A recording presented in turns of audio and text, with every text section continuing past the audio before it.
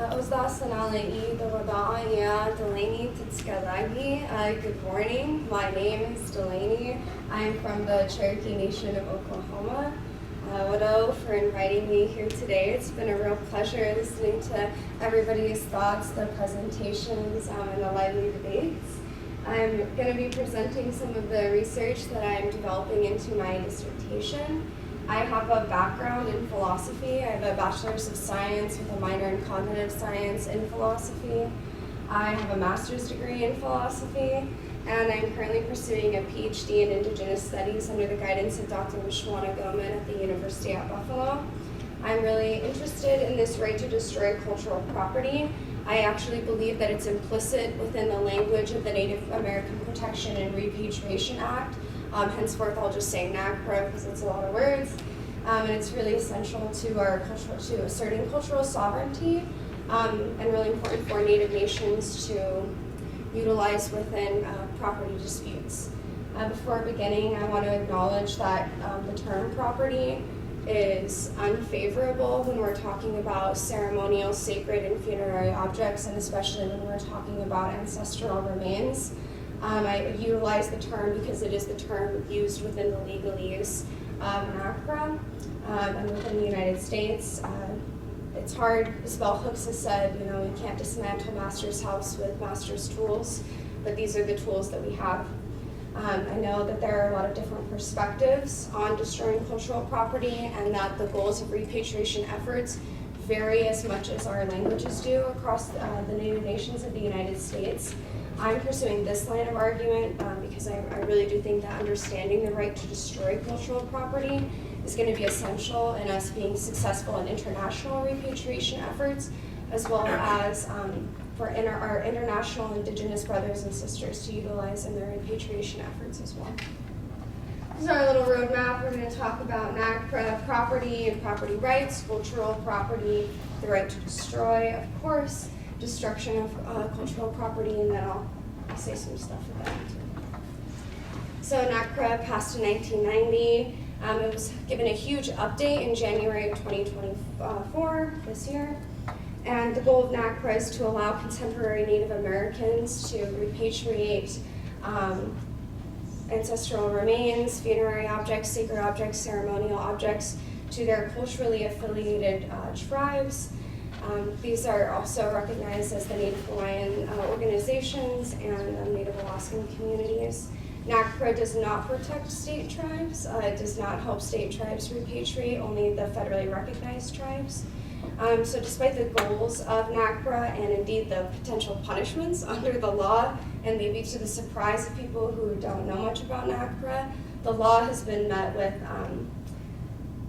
avoidance, hesitancy, all-out non-compliance, and secrecy within the federal institutions that are bound by NAGPRA. I guess I should say people who are bound by NAGPRA are any institutions that receive federal funds, so those are museums, universities, some collectors, so all of those people are bound by NAGPRA. The hesitancy to comply, I think, is because the right to destroy is really poorly understood and understudied in the United States, especially by some anthropologists and archaeologists. There can be arguments that we are going to destroy valuable data, we're wasting a scientific resource, yet, as we've all seen, if you can promise cheap oil or lithium batteries, you can destroy a lot with pretty much no legal repercussions. So since first contact, property and property disputes have really been at the heart of a lot of settler-colonizer Indigenous relations. According to the Yale Law Journal, property is a thing or things belonging to someone or possessions collectively. This admittedly Western-centric perspective then alludes to a property right, but a property right is actually a bundle of rights that are recognized. So there's the right of use, the right of exclusion, the right of income, and most importantly to me, the right to destroy.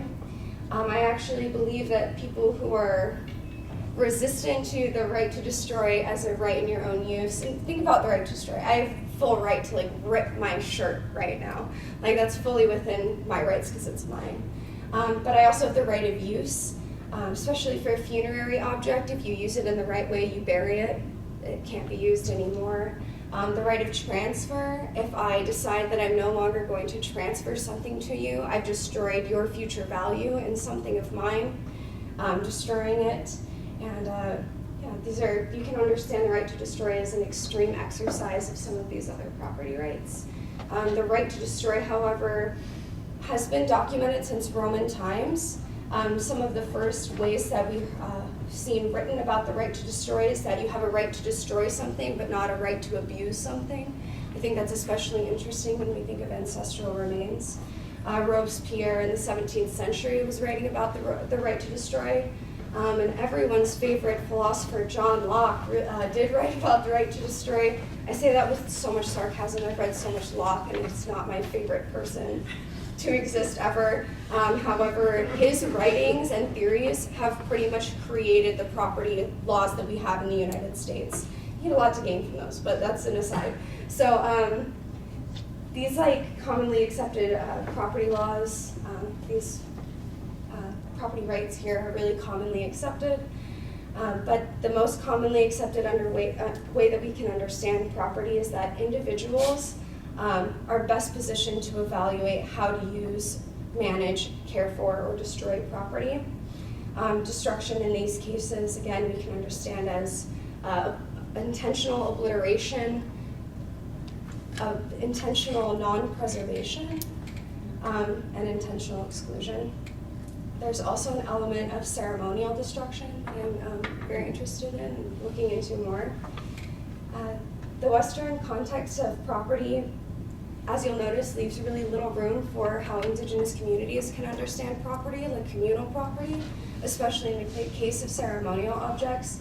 Recognition for communal property further muddies the water of the right to destroy something.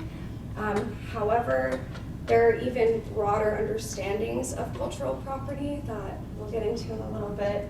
But if property, is a thing or thing entitled, a thing or things belonging to a person, like how can we understand cultural property? It's this unique non-renewable resource that's important for learning about the diversity of human history and culture.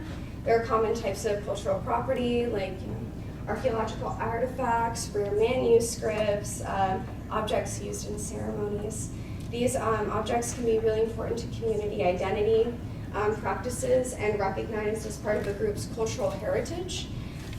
They're usually protected by laws, traditions, or protocols.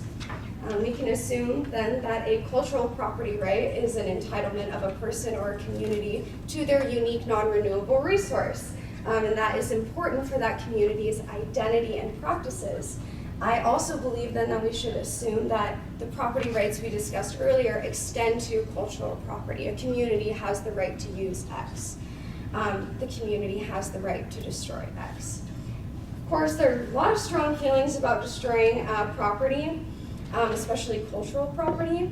They usually rely on paternalistic theories that the communities don't know how to care for the object, that people are saving the objects for the community and for future generations. And cultural property, or property that's deemed historically significant, differs from individual property, obviously, in significant ways. And some interpretations of cultural property actually assert that cultural property belongs to all of the world's citizens. This is the view held by UNESCO. And this shifts individual property to something even more abstract than communal property. There's a lot of debate about who then gets to have the world's citizens' property. I am very concerned by this theory. I think it gets into multicultural hegemony. In this case, it would be the dominant, for us, Western culture, trying to appropriate or attempt to integrate aspects of various minority cultures into the dominant culture, but only on the dominant culture's terms. An interesting kind of pop culture case I saw of this was a Pacific Islander, a Tongan woman, writing about why people are who are not Pacific Islanders getting Pacific Islander tattoos. They don't even know if they're Hawaiian symbols or if they are Tongan or Samoa symbols. And people were like, well, it's for everyone. She was like, but it's not. So it's a very interesting thing as we continue to look at it. Multicultural hegemony can give the appearance of equity and inclusion, but again, it's all on the dominant group's terms. Of course, there have been conventions about destroying property. The Antiquity Act of 1906 is sometimes pointed to as the first stepping stone towards NAGPRA. The act aimed to end the looting of Native American sacred, cultural, and burial sites. We can pause for laughter. Yeah. In 1954, post-World War II, the Hague Convention came together to try to right the wrongs of the Nazis in terms of some cultural property. For those who are unaware, the Nazis were taking lots of art, destroying cultural property as they took over lands. It kind of brought a lot of conversations of cultural property onto the international stage that hadn't really been considered before. The UNESCO, the United Nations Educational, Scientific, and Cultural Organization in 1970, brought forth a convention that had a lot to do with the illicit import and export of cultural property. I have a lot of problems with how UNESCO has defined cultural property. It says that cultural property is that which includes, on religious or secular grounds, something that is specifically designated by a state to be important for archaeological prehistory, history, literature, art, or science, and which belongs to the following categories. There are 11 categories. I'm not going to read them all to you, but it's rare flora and fauna, byproducts of archaeological excavation, especially the clandestine. They really will protect anything that was come about through clandestine means. Antiquities or antiques more than 100 years old, objects of ethnological or artistic interest, postage, property relating to history, including the history of science, technology, military, social history, the lives of national leaders, thinkers, engineers, and artists. Under this definition, almost anything can be considered cultural property, including some of the furniture in my house, and I think I should be allowed to break it if I feel like it. This definition is really broad. I think part of the desire was that it's hard to talk about cultural property without talking about it in these really broad terms from an international standpoint. But the biggest problem I have with this convention was that UNESCO said that there is, quote, a moral obligation of nations to respect their own cultural heritage and that of other nations, and it is a moral obligation to protect against its destruction. Kind of putting the onus on people to be ethical about how they're treating this cultural property. It's a real ethos of preservation at all cost. The Western-centric preservation ethos, it really often is overlooking that destruction can serve powerful, expressive, and even cathartic acts that are not realizable through preservation alone, and it ignores the voices of communities who have made those objects as well. Also, fun fact, under the UNESCO definition, all of the Confederate statues in the South are protected under UNESCO. So when we think about, destruction, we think of, burning buildings, the Buddhas of Brahman, broken dishes, but destruction can also be a natural and necessary part of some property. I don't know how to say his name, but the artist Banksy. I think we all saw that thing where he sold the piece, and as soon as it was sold, it went through a shredder, right? It was a necessary part of that piece of art, and in fact made it more valuable because it had been destroyed. Like I mentioned, there are a lot of concerns about destruction of property. This wasting resources is really spoken a lot about by John Locke, and it's an emphasis that's placed on when we destroy a non-renewable or a durable resource that there will be intergenerational consequences. The contemporary and future generations are assumed to be really affected by an inability to utilize that resource. But this is no mystery for Indigenous communities, intergenerational consequences of how property is dealt with.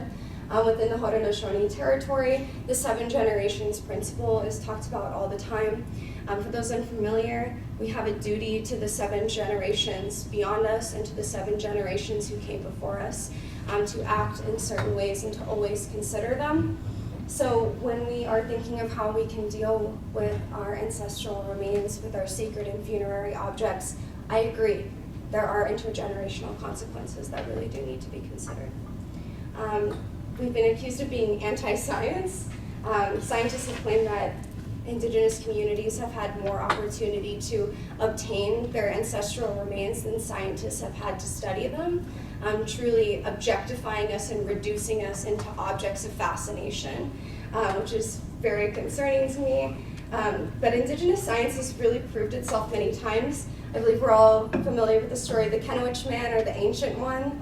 I'm not going to repeat it here. All I want to mention is that we are not anti-science, we're pro-upholding our science, our histories, and our own sovereignties.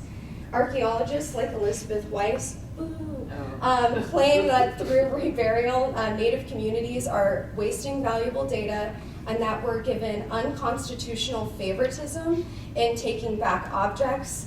I just think that that's very hard to give precedence to, especially when we consider things like the Kennewick Man. That took over a decade to settle. And it took a Danish scientist to really settle it. Furthermore, there's an estimated 127,000 ancestral remains still held within museums, and an estimated over 1 million artifacts that are still held within museums that should be available for repatriation. This does not sound like favoritism to me, especially if we compare the white ancestral remains that are held by museums, and there really aren't any spoilers. So destruction of property, right? The international communities of museums, universities, and for us, our federal institutions have increasingly called for obligations on states and nations to protect their cultural property, especially cultural property belonging to other cultures that is now in their possession. This is not just an Indigenous issue. The people of Greece have been fighting for decades, and I believe will continue to have to fight for decades to get back their marble from the British Museum. This is not just an issue of Indigenous people, it's an issue of people all over the world who have had objects stolen from them and want them back. For North American Indigenous communities, however, we have a moral obligation that we feel towards our sacred, spirited, ceremonial objects, and especially towards our ancestors. And it doesn't entail the preservation demand by places like UNESCO. Also, the global communities may be put at risk by the handling of these objects. These spirited objects are often very powerful, and by disrupting them, by mishandling them, they're putting all global communities at risk by disrupting cosmologies. By asserting our cultural property rights, and by asserting that cultural property is always worthy of preservation, they are ignoring the communities that made them, and they're undermining political, legal, and cultural sovereignty at large. Demands like organizations from UNESCO make on preservation reinforce the paternalistic justifications for keeping our cultural property in foreign places. They don't consider the monetary burden that's placed on preserving some property, such as like preserving hides or things made with hairs. There's a lot of cultural monetary burden that can go into that some places shouldn't just be doing. It also ignores the fact that many objects housed in museums were never meant to leave reservations. They were never meant to be disinterred. The Dene or the Navajo are like kind of famous for not wanting anything to do with death, and so they won't take their ancestral remains back. But then what do you do as a university or museum that has them, that is compelled by the law to return them? These objects that must be returned often have to go through really complicated reintegration to be received back into the community. Some have been preserved with formaldehyde, and there's nothing that you can do with them because you can't put them back in the earth or put them back within community. And in some cases, this has led to like ceremonial destruction, where objects are put to sleep within museums and never returned to lands. I can elaborate more on that later, but I'm also learning, so if more people in here know about ceremonial destruction, I would also love to know more. Like I mentioned, commonly accepted property law claims that individual property owners are the best positioned about how their property should be used. So a community with cultural property is best positioned to evaluate how that property is best used, cared for, managed, and destroyed. I recently had an opportunity to talk with my principal chief of the Cherokee Nation, Chief Chuck Hoskin Jr. Something he said to me that I found to be really powerful is that sovereignty is an action word, it's not a theory. We all relate to that word sovereignty really differently. Him with his Juris Doctorate, I'm sure, understands it quite differently from how I do. But I include it here today because I think that that idea of sovereignty being action and not theory is something that probably resonates with all of us. By asserting our sovereignty in political, legal, archaeological, ecological, and cultural spheres, we are protecting the next 7 generations, and we're doing right by the 7 generations who came before us. In conclusion, the right to destroy cultural property is the ultimate act of cultural sovereignty for North American Native nations. The right to destroy, if not viewed as a right in its own merit, can be understood as an extreme exercise of other property rights. Reburying our ancestors and funerary objects, receiving our ceremonial and objects of cultural patrimony is a moral obligation to many Native American communities.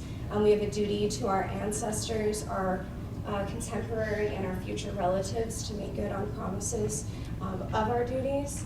And I believe that a better understanding of the right to destroy cultural property will lead to more successful repatriation efforts at the international level, lead to better protection of cultural sovereignty, and can aid our international Indigenous brothers and sisters in repatriation efforts as well.